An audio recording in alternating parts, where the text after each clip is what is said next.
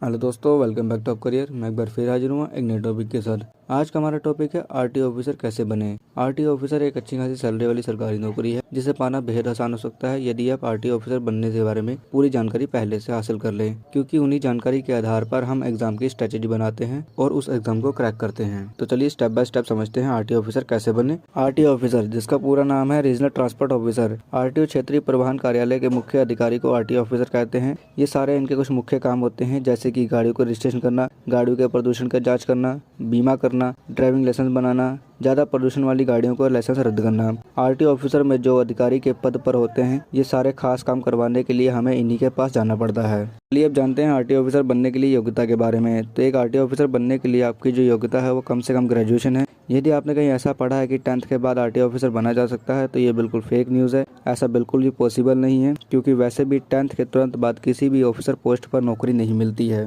तो आपको अपनी पढ़ाई पूरी करनी है, 10वीं के बाद 12वीं, उसके बाद साइंस, कॉमर्स, आर्ट्स किसी भी स्ट्रीम से ग्रेजुएशन कंप्लीट करना है और ग्रेजुएशन में मिनिमम आपके 55% मार्क्स होने चाहिए। पढ़ाई पूरी करने के बाद अपना ड्राइविंग लाइसेंस जरूर बनाएं, क्योंकि आरटीओ ऑफिसर बनने के लिए ये भी जरूरी है। इसके बाद आपको अपनी उम्र सीमा का भी ध्यान रखना है, जो कि आरटीओ ऑफिसर बनने के लिए जो आपकी एज लिमिट है वो 21 से 30 साल के बीच है और SC, ST, OBC वालों के लिए 3 से 10 साल की छूट भी दी जाती है। आरटीओ ऑफिसर की परीक्षा जो होती है वो स्टेट लेवल पर होने वाली परीक्षा है, इसलिए स्टेट वाइज इसकी एलिजिबिलिटी भी थोड़ी बहुत डिफरेंस हो सकती है। आरटीओ ऑफिसर का जो सिलेक्शन होता है वो 3 स्टेप में होता है: written exam, physical fitness test, interview. आइए थोड़ा डिटेल जान लेते हैं रिटन टेस्ट के बारे में। रिटन एग्जाम की बात करें तो ये आपका फर्स्ट स्टेप है। ये पेपर आपका 200 मार्क्स का होता है। इसकी एग्जाम टाइमिंग होती है वो 2 घंटे की होती है। सब्जेक्ट की बात करें, current affair, basic science, general awareness, history, English, Hindi, इन्हीं सबसे आपके इसके क्वेश्चन आते हैं। करते हैं सेकंड स्टेप के बारे में, फिजिकल फिटनेस टेस्ट। पहले स्टेप को पार करने वाले स्टूडेंट फिजिकल फिटनेस टेस्ट देते हैं, जिसमें आपकी शारीरिक जांच, हाइट, वेट, ऐसे ही कुछ और फिजिकल फिटनेस टेस्ट लिए जाते हैं। इसमें पास होने के लिए फिजिकली फिट होना बेहद जरूरी है।